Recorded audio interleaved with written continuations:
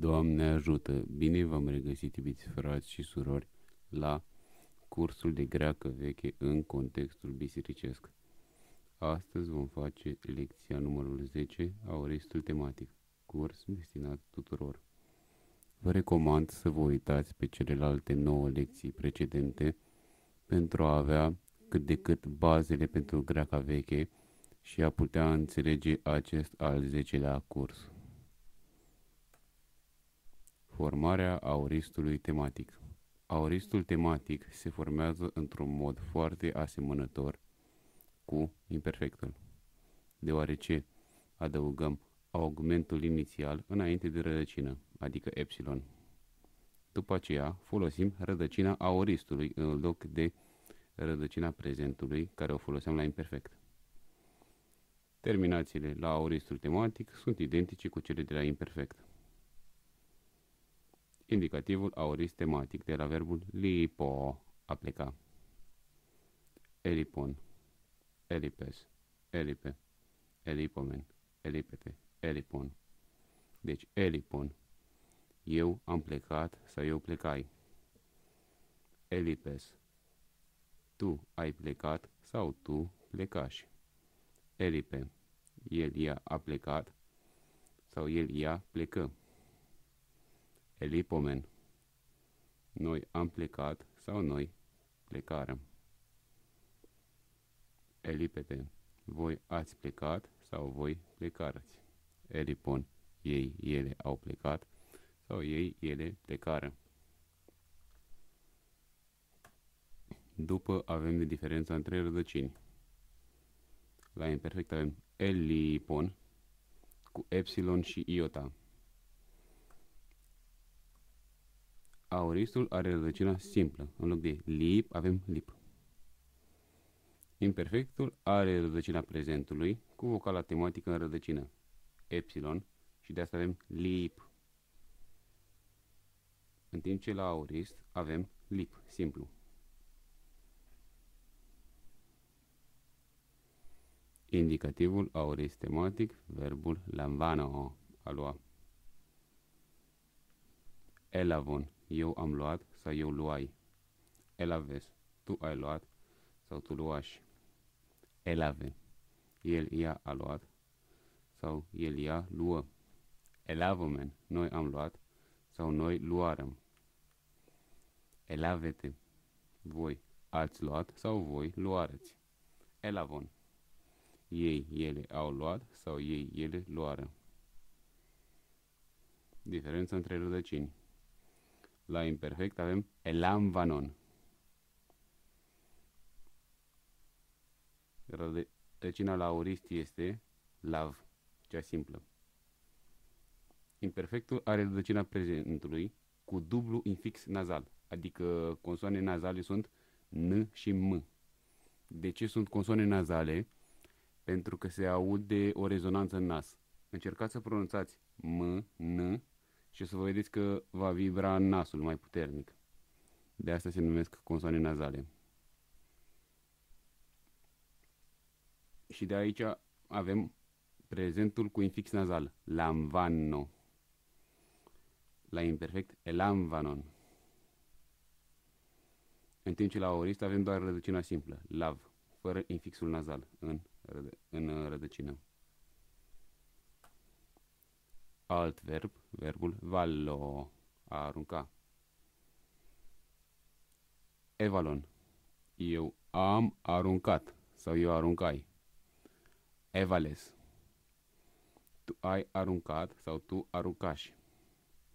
Evale, ea a aruncat sau ea aruncă. Evalomen, noi am aruncat sau noi aruncarăm. Evalete, voi ați aruncat sau voi aruncareți. Evalon, ei, ele au aruncat sau ei, ele aruncară. Diferența la rădăcini. La imperfect avem evalon cu dublu L. La aurist avem rădăcina simplă, val, în loc de val la imperfect și la prezent. Imperfectul are rădăcina prezentului, cu reduplicarea consoanei de la finalul rădăcinei. aici văd că a intervenit puțin autocorectorul. Normal trebuie să fie reduplicare, nu reduplicare. Și vedem că la imperfect avem încă un lambda înainte de rădăcină. În rădăcină. Val în loc de rădăcina simplă de la aorist, val. Indicativul aorist tematic supletiv. Treho. A alerga. Este înrudit din punct de vedere etimologic cu verbul a trage în limba română. Deci treho la prezent înseamnă a alerga în sensul de a se trage. Adică mă trag în față, alerg. La aorist avem supleție, adică vom folosi un alt verb, o altă etimologie și avem în loc de ceva legat de treho, avem cu totul o altă rădăcină. Evramon. Vram are ca etimologie aceeași etimologie cu dromos, care înseamnă drum. Evramon ar însemna mai degrabă am alergat în sensul că am drumețit. Evramon. Eu am alergat în sensul că am drumețit sau eu alergai. Evrames. Tu ai alergat sau tu alergași. Evrame. El ea a alergat sau el ea alergă. Evramomen. Noi am alergat sau noi alergarăm. Evramete. Voi ați alergat sau voi alergarăți. Edramon. Ei ele au alergat sau ei ele alergară. Despre verbele supletive.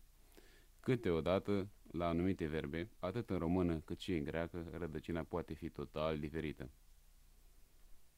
De exemplu, avem verbul tu ești, erai, la prezent și imperfect. Dar la perfect simplu este tu fuși, unde avem rădăcina fi, fu. În română, la origine, cum vedem aici pe galben, S se referă la esență, ședere, iar fi, fu se referă la ființă, devenire. Ceea ce am notat cu albastru. Eu sunt aici, adică șed aici. Eu voi fi doctor, adică voi deveni doctor. Practic și aceste două rădăcini, deși s-au combinat într-un singur verb, verbul a fi, au două semnificații diferite în limba română. Eu fui, adică apărui, deveni, în timp ce eu sunt, eu eram, eu șed sau ședeam aici. În greacă, trech versus dram diferă la etimologie, cum am explicat înainte. Trech se referă la alerga în sensul de a mă trage în față, proces activ continuu. Este înrodit etimologic cu verbul atrage în limba română. Dram este legat etimologic de drum sau de dromos în greacă și are sensul de am drumețit sau am fost pe drumuri la un moment dat, la un moment fix. Acum, la final de lecție, avem un tropar de memorizat. Crucii tale în greacă, antitrisagion la înălțarea Sfintei Cruci, pe 14 septembrie. Ton stavron su proschinomen despota, chitinagian su anastasin doxazomen. Doamne ajută și mântuire la toată lumea. Sper că v-a fost de folos acest curs. Toate cele bune. Și dacă nu ați înțeles prea bine lecția, vă rog să revizuiți lecția de mai multe ori, ca să intre foarte bine aoristul tematic în minte. Doamne ajută!